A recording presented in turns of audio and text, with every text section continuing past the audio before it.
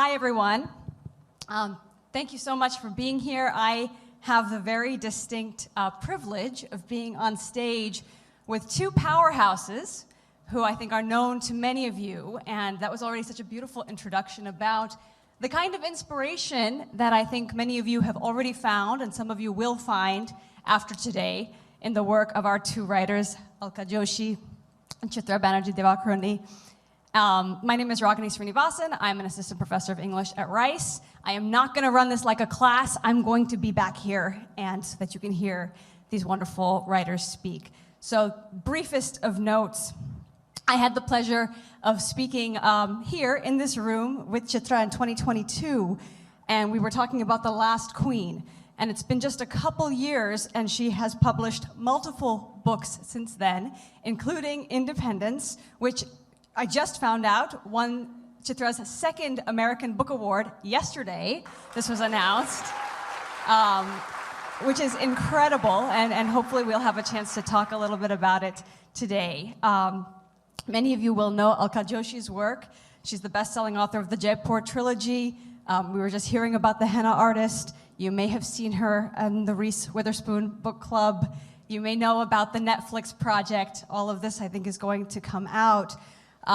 We have two writers here who work across genres, who have managed to capture a wide range of audiences in and beyond the Indian American community, in and beyond the United States.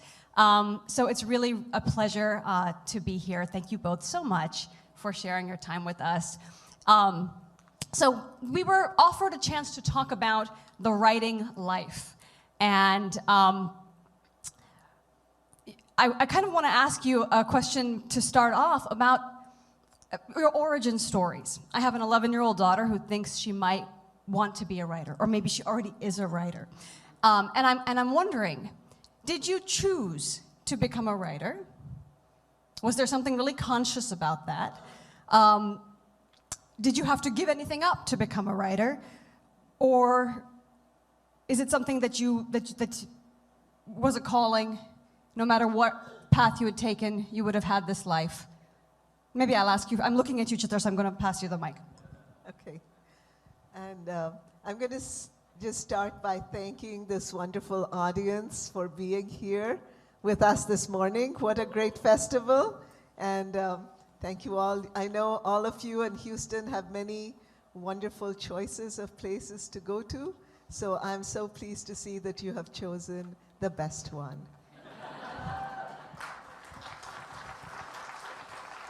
So, when I was growing up, I did not want to become a writer. I had no idea about that. In fact, I had two other careers in mind. However, they were vetoed by my parents very rapidly. One was to become a firefighter. This is true. The other one was to become a pilot. So, since I could not, no. All right, my third choice was to become a teacher, which my mother was, and I am a teacher. I teach at the University of Houston in our wonderful internationally recognized creative writing program, but I do that because I became a writer. I teach writers. I fell into writing really without intending to. I did not write until I came to this country, and I think that immigration made me into a writer. It took me to a place of perspective, a place of distance from my original culture.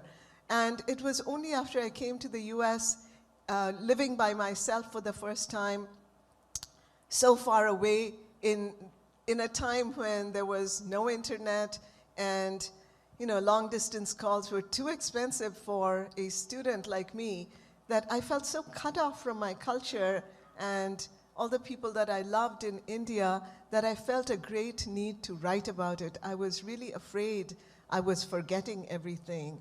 And so I started writing as a very personal action against forgetting. So that was my first thing. But the second thing that made me really want to stay with it is that I got involved in women's causes. I started volunteering at the Women's Center in Berkeley. I became involved, especially in violence against women movements where we're fighting violence against women. And I went on, as you know, to do a lot of activist work. Maybe we'll talk about that later. But I really felt that there were so many untold stories and so much unknown heroism in the lives of these women. And I really felt a need to write about that. No, that's wonderful. And if I can ask, and if you don't have an immediate answer, I'll pass the mic and maybe come back to you. This is the thing about having two people to put on the spot. But was there, in those early days when you were in this country, you begin writing, in part, as you say, because of the ways you were experiencing distance and proximity, and how you could connect to India, to what it meant to be a woman, to explore gender, violence, love, pain, many different topics. Our immigrant community. The immigrant community, betweenness, a lot of important topics. Were there any books that you read at that time that sort of made you feel either sort of, I want to write, I wish I had written this book, I could have written this book, or alternatively, I need to respond to this book by writing a book? I wish I had written this book. I still feel like that. I'll pick up a new book. I'm like, darn, they wrote it before me. But there was a book at that time. I was doing my PhD at Berkeley, and I came across Maxine Hong Kingston's wonderful memoir, The Woman Warrior. I recommend that to everyone. I read that book, and then Maxine was a guest professor one semester, and I became her TA. And, I watched her talk about her book and writing, and I was hooked. That book had such an impact on me. I still look at it from time to time.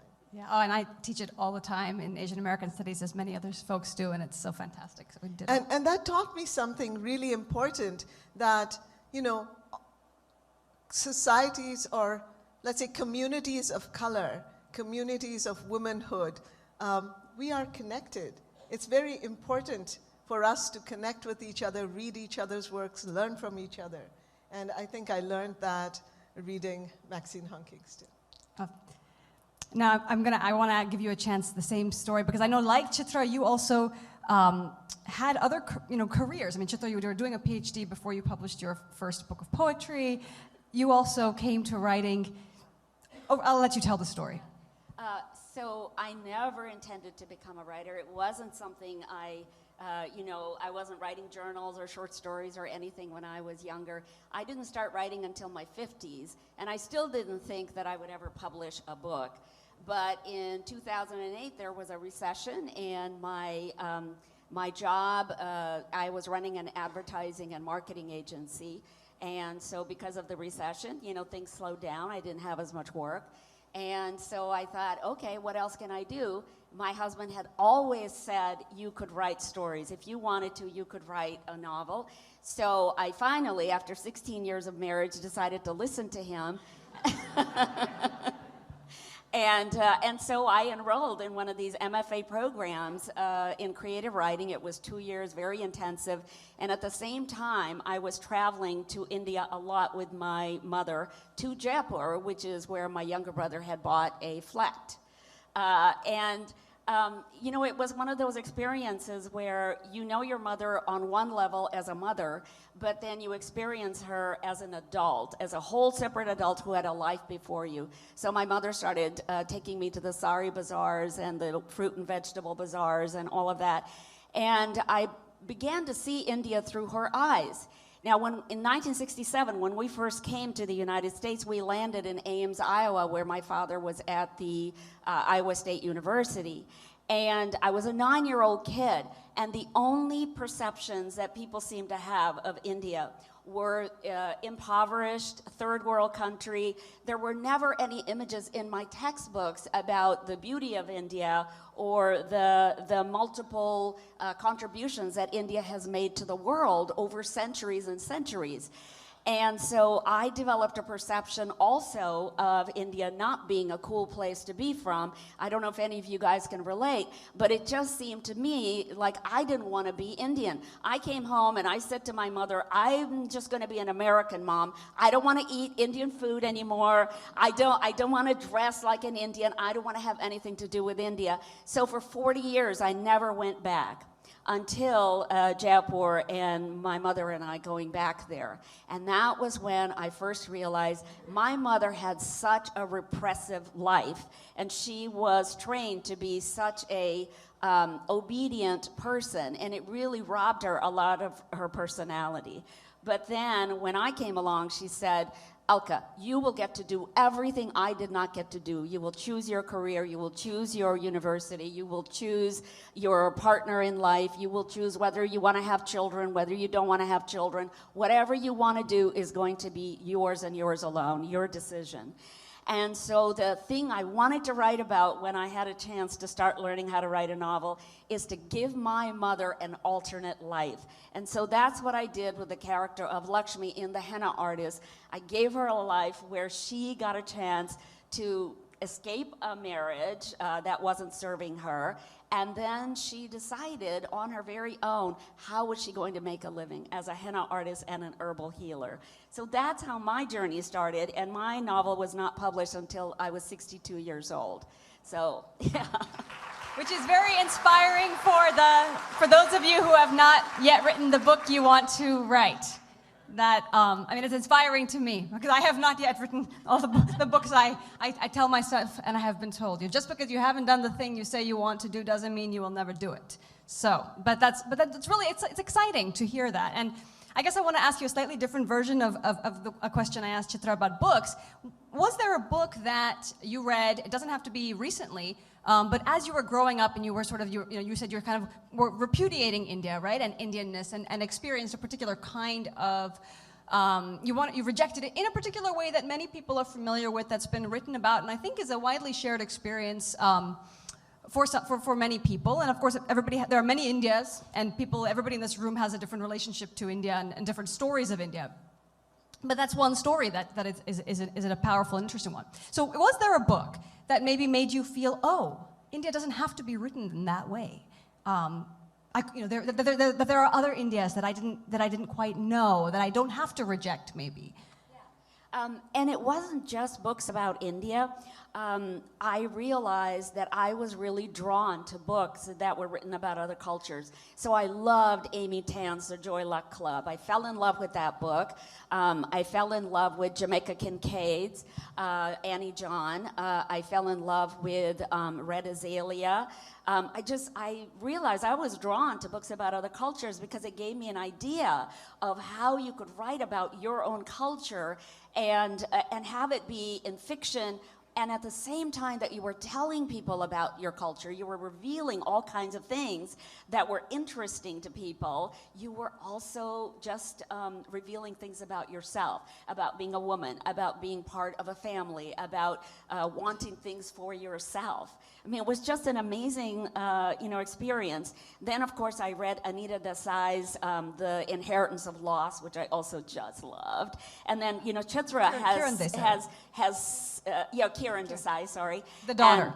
Yes. And then, Chitra's books have been really, a big sort of an open door for the rest of us to start writing about those kinds of things that matter to us. And then, of course, there's Tagore's short stories, which I just loved. So, yeah, there have been a lot of influences in my life, and not just Indian. There's a whole syllabus that is emerging in this conversation, so I hope you're taking notes. Chitra is Houston's own, and I hope it's okay for me to sort of say it in that proprietary way.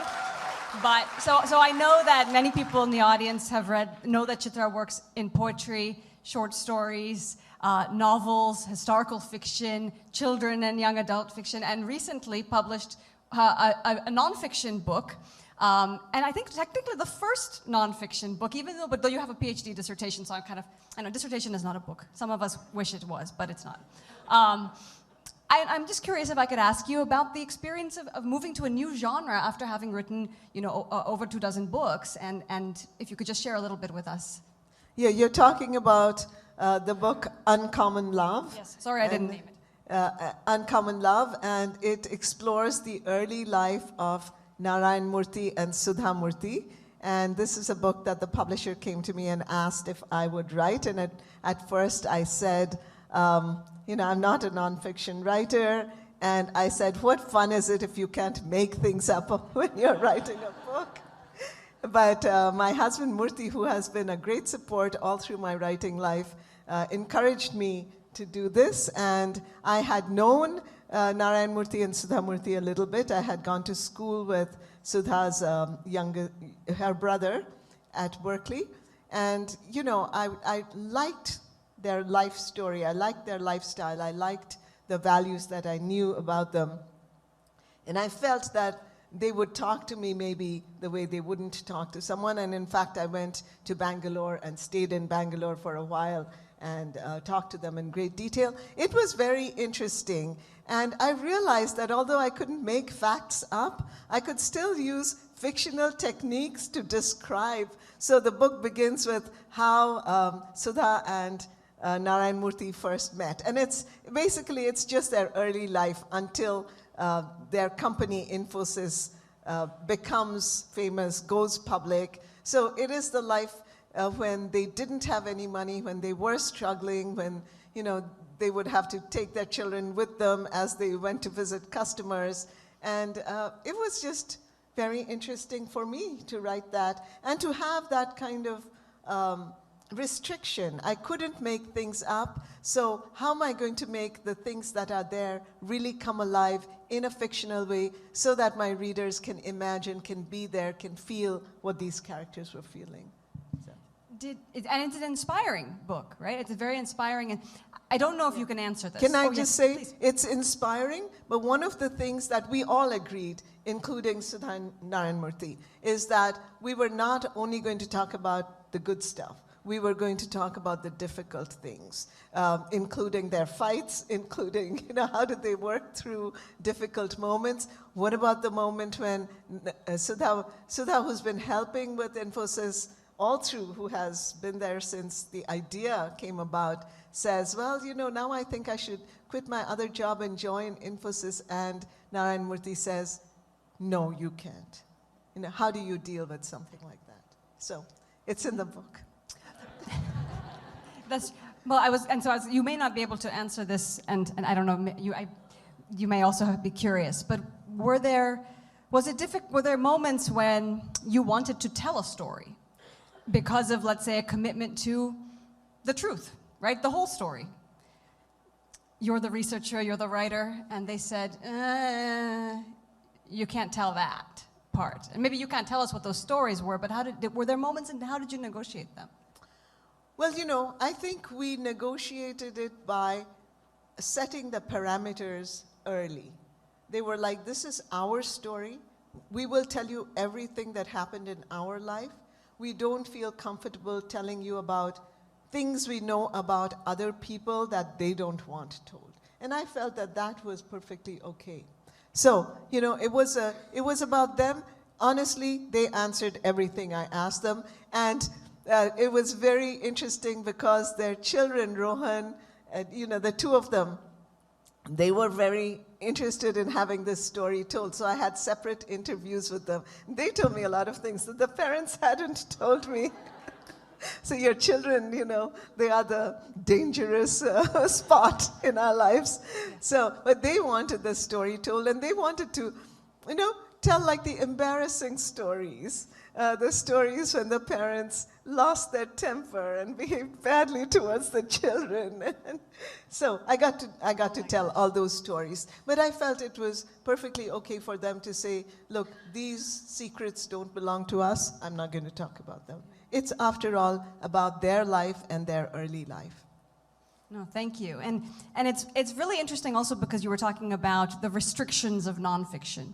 And you were just mentioning earlier, Alka, that when you wrote your first book, in part, you wrote a different ending for your mother's story, right? For a version of your mother's story. It's not your mother's story, and yet it is. And I wonder if maybe you could share with us a little bit about the relationship then between fiction and the real for you, and how you've been thinking about that. Because, I mean, this is, again, how do you fictionalize the real? How do you write fiction that has some kind of fidelity to the real world, right? These are kind of the classic questions. So with my mother's story, it's it starts off with a character who looks just like my mother and has my mother's sort of elegance and the way that she moved about in the world.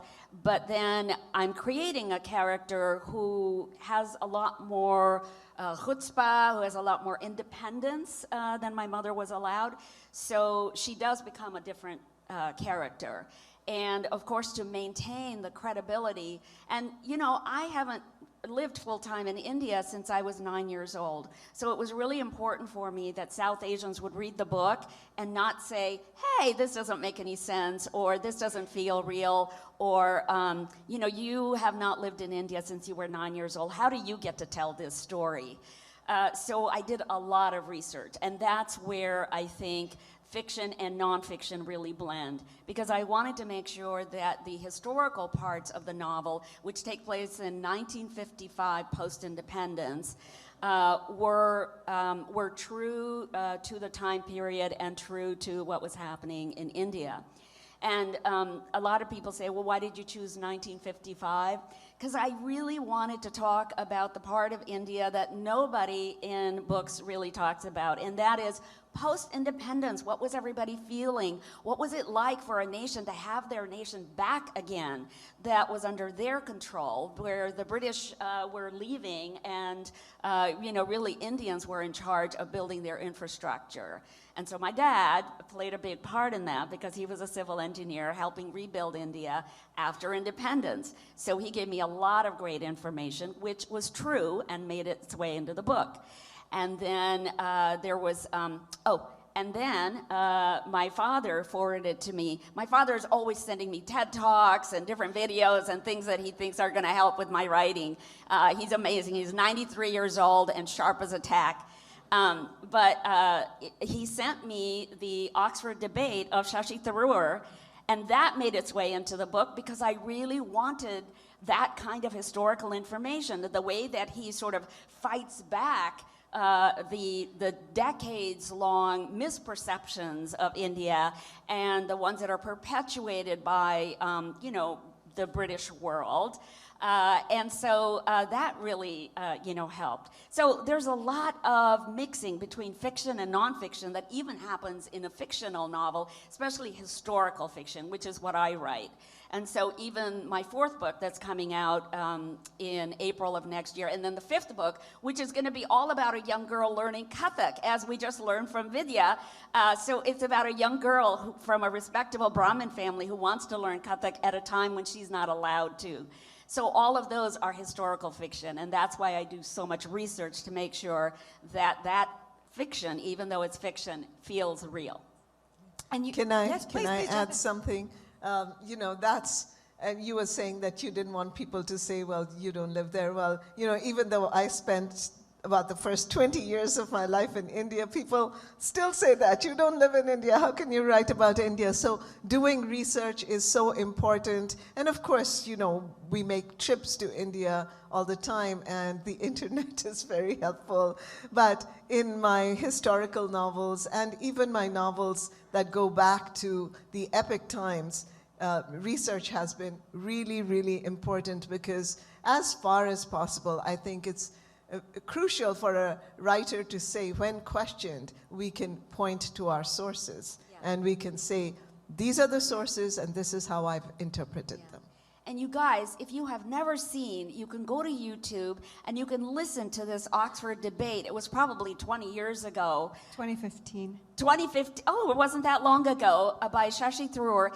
It is so fabulous, and you can start quoting the things from that debate. He's charming, he's funny. He's here. And he and he makes the points that I think are so important for all of us Indians to know. I just assigned it to all my students this week, so I'm with you. But I mean, so research, I was going to ask both of you, right? Because both of you have written historical fiction, and then also done research that's not just about the events of partition or you know, post-independence, but henna artistry, perfume, right? You have written, reinterpreted mythology, thought about religious texts, very complicated kinds of research methodologies. I wonder maybe if you can tell us some of your kind of the granular things that you do to not just sort of have the knowledge, right? Because I mean, the research is of course about knowledge, but also about the kind of disposition, the affects, the relationship to the material that doesn't just make it feel true to the reader. Because of course there's, you know, the real police, the authenticity police, all of, you know, they're all out there. But how does it become true for you, where you really can inhabit those characters, that place, those people, that time, the feelings, all of that? Does that make sense as a question? Yeah, yeah. But for me, it has to start with a love for the story and a love for those times and a real desire to write that story for a certain reason. And I'll talk about my last two historical books really quickly. So I wrote The Last Queen, which is the life of Maharani Jinda, youngest wife of Maharaja Ranjit Singh, because I came across a story very serendipitously and realized here is this amazing woman that I don't know about. I asked among many people that I knew. They did not know her story. Maybe they had heard her name, but certainly they did not know where she came from, how much she struggled, how she came out of a very, you know, a very lowly, we could say, background. Her father was the dog trainer in Maharaja Ranjit Singh's palace. And how did she become his youngest, his favorite wife? How did she take over as Queen Regent after he died? How did she fight the British? And I realized that it was such an important story to tell. I fell in love with her, and then I wrote her story. And I wrote that story. I had planned on some travel, etc., but then when I was ready to, COVID struck, and that taught me something very important that was helpful in writing independence. I had to rely on images. So I looked up paintings of that time. I looked up historical photographs of that time of Lahore, where she was queen for you know, most of her life before the British took over. And that, I realized that I'm very visual. And seeing those pictures brought the story to life. Seeing her image painted and just the look in her eyes brought her to life. So for me, images then became very important when I was writing Independence. And I looked up many newspaper articles with the photographs. I looked up many other images of the riots, of the first flag being put up. They were at once inspiring and also devastating, but they gave me a sense of that time as it was, not going to the place now, which is completely different. So I realized that images become my own thing, and then they can become part of the book and hopefully speak to the readers as well. And one other thing is I had to have a personal connection. So again, for Maharani Jinda, she was a woman in a man's world. How did she fight it? How did she manage to, you know, be strong, but also become so beloved that the Khalsa army called her the mother of the Khalsa? How did this happen for a woman? In Independence, I talk about how women, especially in the Bengal area, were involved in the freedom struggle. We've forgotten many of their names, although, you know, they died for independence and lived for it and lived beyond it to create a life for their own.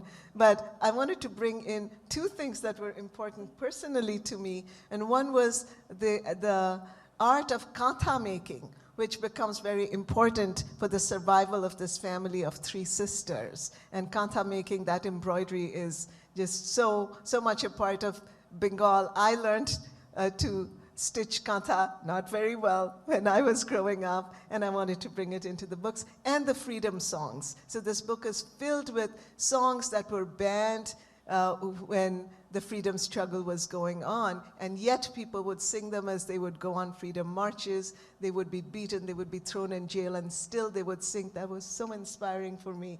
So all of those songs are mentioned, and you can easily look them up on the internet, and I really hope you will, because it'll bring that time alive. As we saw earlier, songs have a power. They bring times alive for us. They make us feel, you know, they make us feel the reality of what the book is talking about. Absolutely. Absolutely. Since you mentioned the internet a couple times, right? We can listen to these songs. The internet is a tool for us to do research.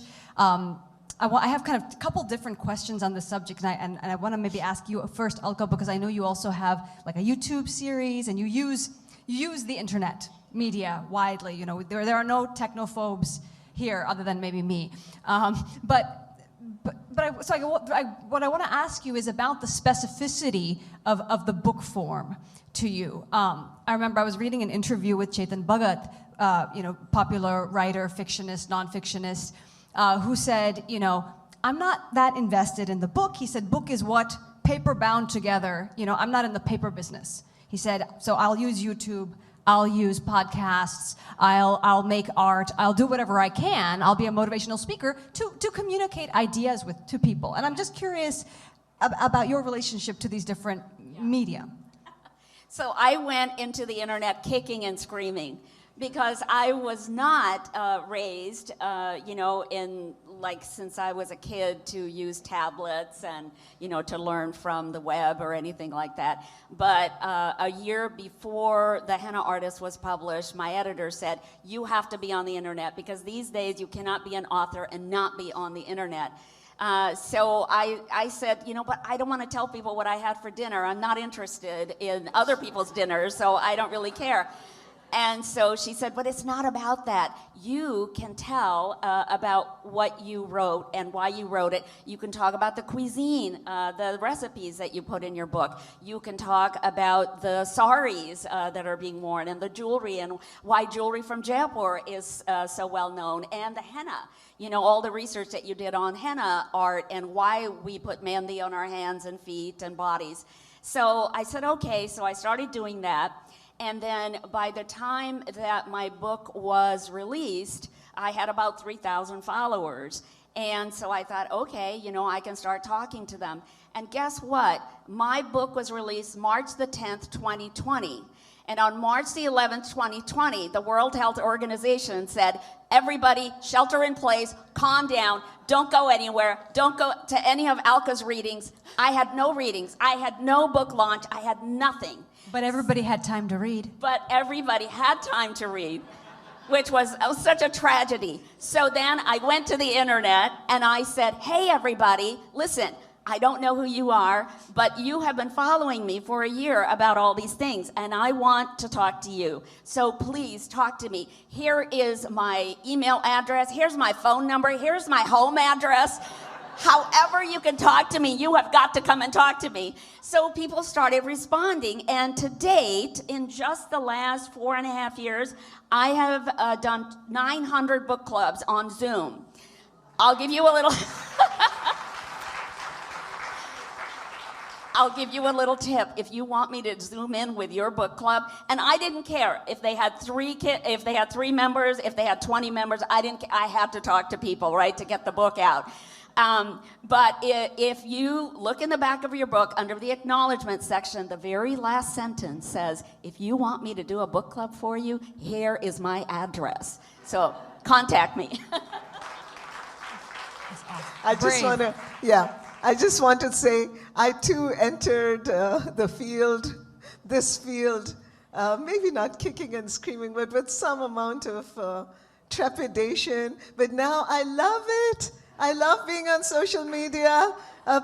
Please, everyone, meet me there. Facebook for the aunties, Twitter for, well, now X for, okay, we won't go there, and Instagram is the thing. So, hope to see you all over there. So the conversation will continue, and I think it is time for me to invite some members of the audience to, in a few minutes, I'm going to be greedy, then I ask another question, because I'm curious about, so those, you can meet on social media, you can meet on Zoom, you can connect on Insta, and all of this stuff. Those are the good things. So now I have to ask the sort of a less good thing question.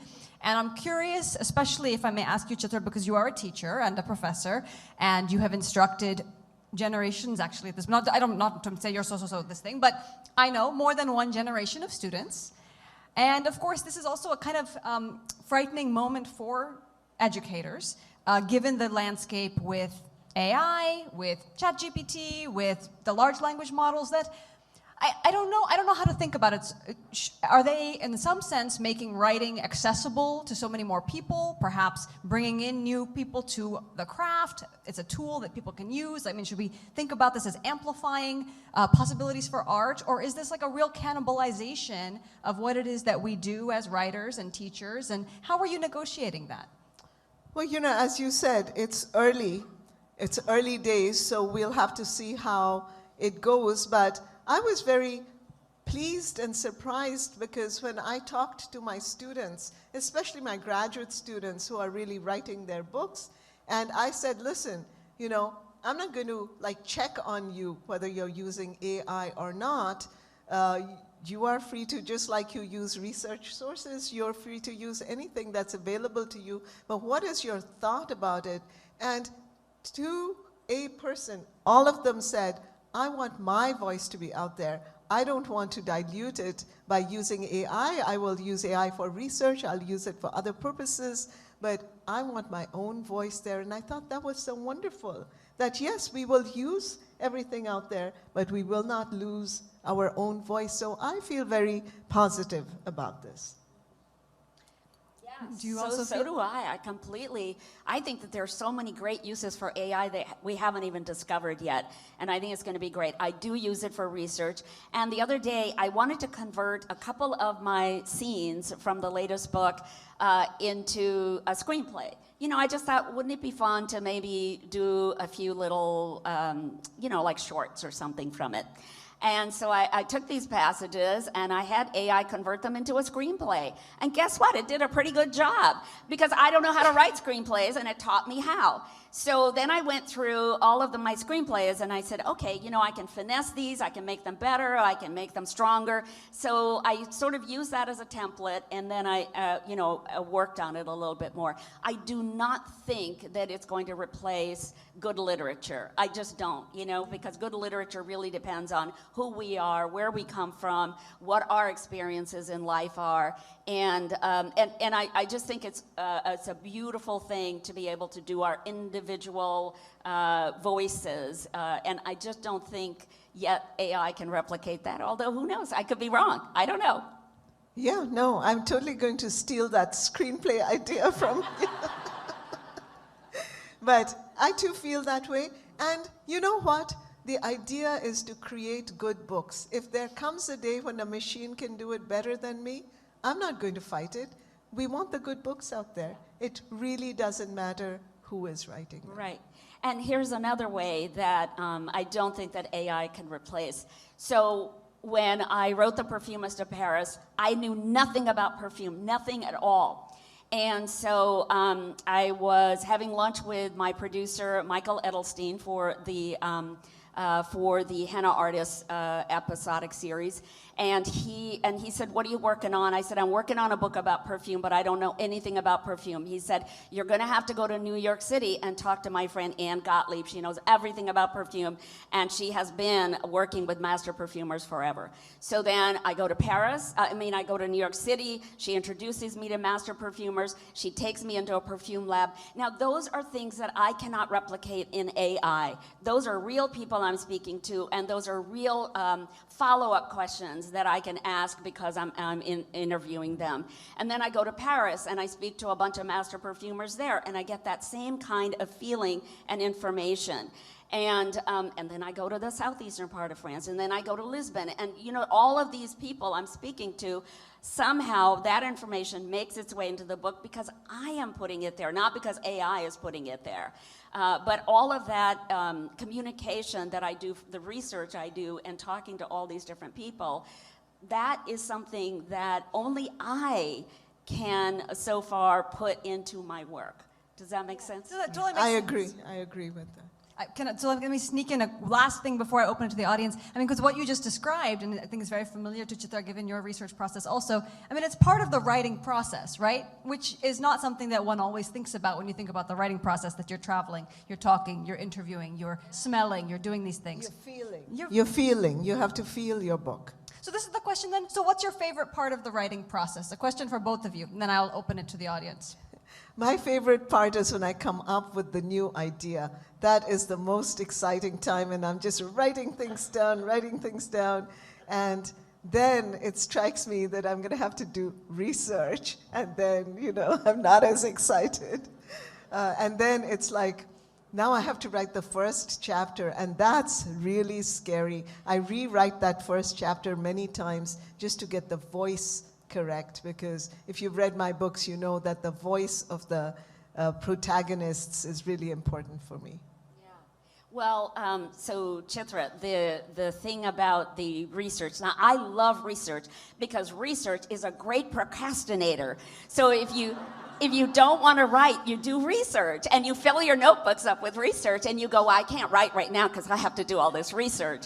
So I actually love the research part. And then the most beautiful part about writing, I think, is when you're in the flow, when it's not hard at all to write, when the next paragraph comes easily, and when the next sentence comes easily, and the next scene comes easily. That is a beautiful, beautiful part, I think, of writing. And then you come to the very end, and you think, I don't know how it's going to end. I don't know how it's going to end. And then your mind just takes over. The characters take over. I love that part. And the characters take you into the next sort of section, into the next scene, into the next. Oh my God, I love that. That's the most beautiful part. Well, that sounded beautiful. That does happen to me sometimes. But she left out a word, a bad word that writers don't like to use, and that is writer's block, which I get many times. And I have some ways to deal with it, but maybe we'll get to that another time. I have good news and bad news. The bad news is that I promised you audience questions and you don't get to ask any. The good news is you can purchase books by Chitra and Alka outside. You're going to get to hear more from Chitra shortly, and we all have their words to enjoy after this space. Thank you both so much for sharing your time and experiences with us. Thank you, Ragini. Thank you. Thank you. Thank you, Ragini. Thank you so much. Just want to say one thing. I will come out and sign books. I'll do that for everyone, but not right now because I'm going to be on stage conversing with Joshi Tharoor. So just wait until our talk is over, and then I'll come in. I'm happy to talk to people and sign I'm going to go books. listen to that talk, so I won't be there to write sign books either. So thank you, everyone. Thank you so much, Alka, Chitra, and Ragini.